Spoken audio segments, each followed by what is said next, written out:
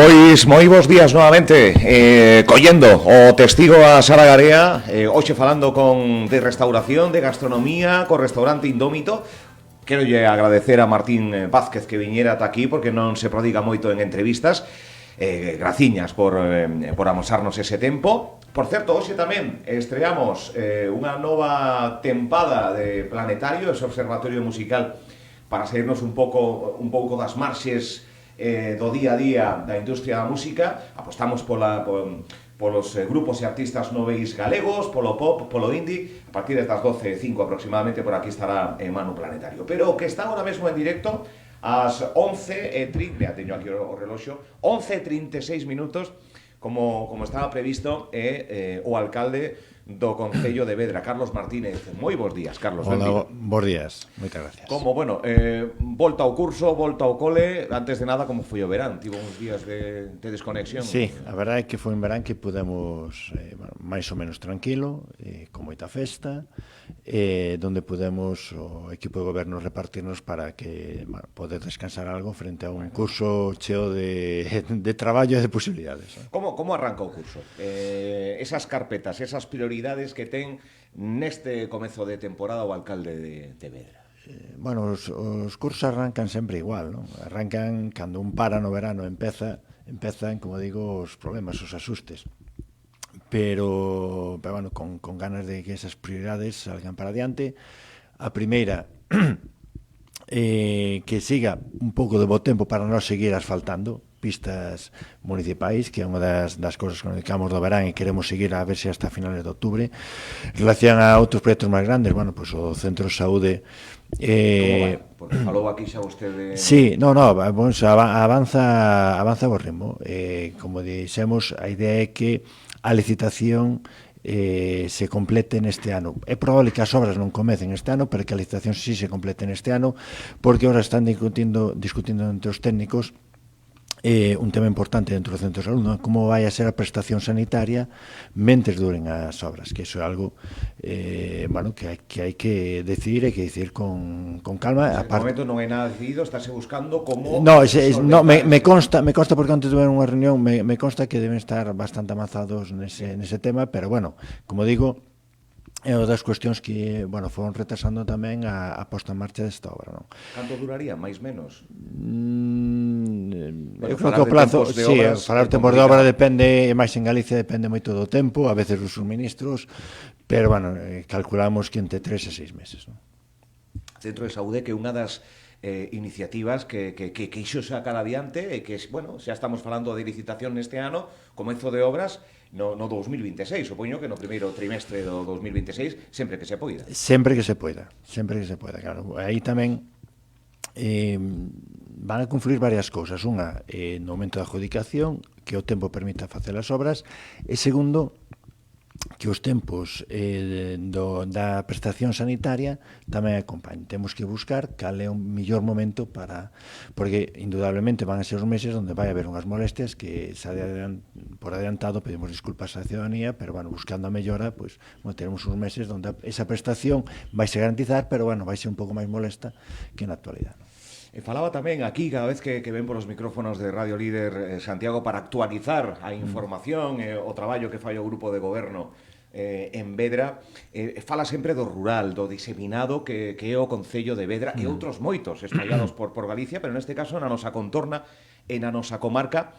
Dobre traballo dun alcalde, non? Cando todo está tan diseminado, cando todo está tan lonxe unha casa de outra. En fin, é complicado. Doble, triple, cuádruple traballo. Mira, eu que veño de estar uns días por motivos personais nunha zona de Castilla. Claro, ves as configuracións das poblacións rurales ali son totalmente diferentes. Ali, cando che comenta un compañero que eles nunha población a mellor de 1000 habitantes teñen 60 contenedores de recollado liso e nós con 5000 temos preto de 1000 contenedores de recollado liso ou 400 kilómetros de carreteras. Claro, a perspectiva é moi diferente. Entón, a prestación de calquer tipo de servicio, pois a nosa configuración é moi complexa. A nosa, quer dizer, en Galicia, por eso aquí costan tanto a prestación de servicios, algo que creo que a xente é consciente, pero teño que reconocer que no resto de España non é tan fácil que vexan esta necesidade que nós temos, non? O orzamento dun concello de cantos habitantes, sempre yo pregunto, sempre perdo a cifra, porque... Podes calcular máis ou menos un millón e pico de euros por 1000 habitantes, máis ou menos. Entón, nós estamos ahora mesmo nos 6 millóns de euros de presupuesto. Que dá para o que dá? Dá para o que dá. Dá para o que dá. Claro, neste tipo de situacións de concellos do rural, entran os fondos europeos, entran os POS, entran distintas actuacións, a Xunta e demais, debería ser aínda maior, corren risco, porque vostede, quero lembrar, nunha das entrevistas dixo que o tempo por diante que teñen os concellos do rural é manter o que hai e non perder servizos, máis que dotar de novos. Efectivamente. Esta é a situación, polo tanto, a un veciño ou veciña dun concello do rural, como pode ser Vedra, decirlle que o concello, en certo modo, vais estancar en servizos porque temos que amarrar os que hai, é unha situación controvertida, difícil, pero que vostede explicou. Sí, a ver, tamén é certo que Vedra, ainda que temos que seguir mellorando en certos servicios, é dizer, a auga e o alcantarillado non chega a todos os lugares e precisamos que chegue a maior parte dos lugares de Vedra, pero tamén é certo que temos unha altísima prestación de servicios no ámbito social, cultural, deportivo, asistencial, de conciliación, que probablemente por encima das nosas posibilidades incluso. Pero, bueno, mentres poidamos mantelo, por eso decía de que intentar manter este edificio, pero é certo que as circunstancias ou o panorama que se nos presentan para os vindeiros anos é moi complexo. Moi complexo porque as contas non dan, que cada vez costa máis prestar eses servicios, falos a nivel económico, incluso a nivel de persoal, e o nivel de ingresos non vai ao mesmo ritmo que aumenta o nivel de gasto. Conclusión, como unha casa, se empezo a gastar máis do que ingreso, por algún sitio teño que Falase da España vaciada, pero que Galicia de moitos rincóns, non digo que se estén baleirando, pero sí que non sei se en Galicia estáse chamando a ser máis urbanita con todo isto, ou non? Non, eu creo que eso é bueno, son as épocas, é un movimento social. A min que me gusta viaxar, observo que isto pasa aquí, pasa no resto de España, pasa en Italia, pasa en Francia, pasa en Portugal, non é unha cuestión específica nosa. Hai un certo movimento da xuventude hacia bueno, as grandes urbes, e non só en España, falo a nivel... Hoxe en día a xente xoven non se move por necesidade, móvese porque pode se mover, é dicir que un rapaz ou unha rapaza que este estudiando, xa estudian fora, xa quero traballar en Berlín, non sei que, etc., que moitos depois acaban volvendo. Pero eu non quero mirar con desesperanza ese tema. Nós tamén estamos vendo que hai xente que volve, hai xente xoven que se instala no rural, quizá aí o problema que estamos tendo é un problema de oferta de vivenda. No noso caso incluso existe vivenda, pero non está no mercado. Entón, temos que buscar as fórmulas para que esa vivenda salga ao mercado. Se habería vivenda como para un revulsivo así de unha primeira necesidade de familias que estarían interesadas, pero non sai ao mercado. Non, estamos falando de, a mellor, hai unhas 100 ou 200 vivendas. Son un número... Vamos a poñer unhas 100 vivendas que están perfectamente habitables. Considerable, non? Pode ser unhas 100 vivendas que están perfectamente habitables, pero que os propietarios non as poñen, bueno, son na súa legítima condición, non as poñen no mercado pola razón que sea, porque non lles interesa, pois non o precisan, etc. Santiago de Compostela e o resto do país ten unha situación moi similar, pero en Santiago de Compostela o Borja Verea, futurible candidato á alcaldía do seu partido, dixo que as medidas que está tomando o Grupo Nacionalista aquí é aumentar o IBI 150% as vivendas baleiras, e Borja Verea contrapón e di que hai que premiar a aqueles que poñan as vivendas en aluguer baixándolle o IBI. En fin, en que tesitura estaría vostede agora de meter esas 100 vivendas en termos de redondeo para que entren no mercado? Que políticas se poden facer de unha administración local? É complicado porque hai que saber por que motivo esas vivendas non están no mercado. A veces é unha cuestión de herencias que están sin partir, por tanto, lógicamente non se poden meter. Claro. Outra simplemente porque a xente non ten esa necesidade, non precisa e prefiere non alquilarlas ou vendelas, porque a nosa experiencia que temos é que casa que sale a venta ou alquiler sobre a marcha, minutos, ¿no? Sí. Entonces, segunda residencia, igual tempo de verán, claro, que se podría lugar. Efectivamente, entonces, é máis un tema de concienciación de que realmente esas vivendas van a estar mellor se están habitadas que deshabitadas. É algo que todos temos comprobado. Calquer edificio vai conservarse mellor habitado que non habitado. Unha bolsa de aluguer onde o Concello sexa un garante para aquelas persoas que quizáis por medo... É complicado? É complicado porque a Xunta xa ten esas bolsas de aluguer. E cando ti falas con propietarios de que poñan a súa vivenda nesa bolsa de aluguer porque van a ter garantizado se o inquilino non lle paga, bueno, pues estes sistemas sí que garantizan que ti vayas a cobrar, pero ainda así non queren poñelas en alquiler. Bueno, como digo, é unha cuestión de concienciación e de intentar poquinho a pouco pois convencer a xente de que é bo para todos, que canto máis xente veña a vivir para Vedra, pois máis fácil será garantizar a prestación de servicios. Bueno, unha das problemáticas que é común en todos os recunchos, en este caso, pois tamén en Vedra, un problema de vivenda que aumentaría que máis xente poda vivir en Vedra. Vedra ten todos os servizos, como ben apuntaba vostede, outros moitos que mellorar, tamén nunha situación estratégica no mapa moi beneficiosa, a nada dun aeroporto, a nada dun hospital, a varios, en fin, a cercanía que ten coa capital galega é un engadido, non? Pois é un atractivo moi importante, por iso temos a demanda, o que nos falta é a oferta. A demanda de xente que veña a vivir para Vedra, témola. Vamos, xente que quere estar en Vedra, aí. Efectivamente. Bueno, un asunto a resolver que non é pequeno, de concienciación, sobre todo os veciños e veciñas que sí que teñen esa casa vivenda, que prefiren tela baleira, por múltiples motivos. Aquí falou o alcalde de moitos, pero bueno, un xeito de necesidade, claro, unha vivenda privada, non se pode actuar sobre ela, pero... No, incluso vivendas que están en mal estado, que sí, que hai xente disposta a comprarlas e reformalas, non? Falaba vostede ao principio de esas obras que se chaman pequenas, que ao final é un asfaltado, que ao final, pero ao final o veciño que quere, pois cando pasa co coche que as beiras rúas, que as estradas estén ben, tamén cartos específicos para ese tipo de demandas, non? Cartos temos poucos, pero intentamos estiralos o máximo posible. Entonces temos unhas brigadas de obras, sempre son escasas, pero bueno, que traballan moi ben. O que necesitamos, máis que cartos ahora mismo, é bo tempo para poder seguir facendo, polo menos hasta finales de outubro, esas reparacións nas pistas. Logo no inverno, bueno, pues dedicaremos a facer esas pequenas obras que se poden facer no inverno.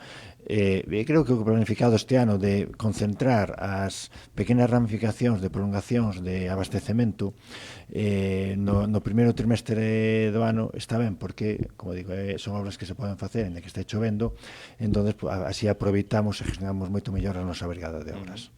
Falamos do rural, algo que a moitos se nos virá á cabeza é, pois, afortunadamente, os viños excelentes, unha horta maravillosa. Outro día falaba, que non sei moi ben con quen, se non o mencionaría, pero con esta restauración da nosa, de nosos anunciantes, falaba de produtos que veñen de Vedra, e outros de Brión, e tal, pero danos a contarna, danos a comarca. Isto sempre foi histórico, e continúa sendo o bo produto do sector primario, do que despois chuparnos os dedos, non só en Vedra, senón en diferentes recunchos de Galicia e fora de Galicia. Fora de Galicia, sí. Bueno, sempre fomos coñecidos históricamente como o Sardín e a Horta de Compostela. Esta situación de... Pero algo que non se perdeu, quero dicir. Non se perdeu. Por eso sempre... A ver, a xente de Vedra sempre tuvo querencia pola súa terra, por traballar a súa terra, por eso sempre foi unha zona cara tamén. Por iso, vos fixades, non houve ese desenvolvemento urbanístico de edificios ou de aglomeración de población, senón que conserva esas pequenas fincas, pequenas explotacións, pequenas viviendas unifamiliares, ou pequenas ou non tan pequenas, pois estamos cheos de casas grandes. E sí que siguen, bueno, a xente sigue cuidando pois esa terra e traballando esa terra que dá tan bo produto, non? Tanto a nivel de horta como a nivel de viño ou a nivel de destilados. Tamén. Claro, porque creo que somos a capital dos destilados. Aguardente, bueno, en fin, un Sí, sinfín de... con unha denominación de orixe que tamén ten a súa exaltación, en fin. Estamos rematando este ano, o 2026 vai ser un ano, bueno, xa o está sendo, de moita trifulca política, demasiado polarizado. O rural escápase a iso? Desgraciadamente non. Non.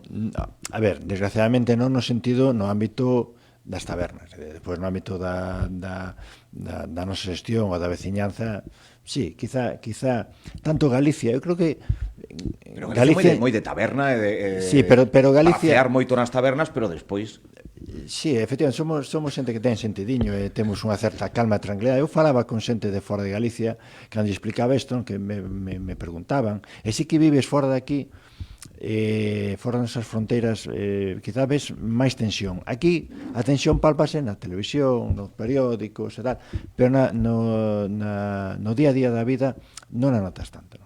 Eu creo que, pero é tamén a nosa forma de ser. Os galegos somos xente máis pausada, máis sensata, máis tranquila, que nos gusta vivir ben, e no ámbito rural moito máis.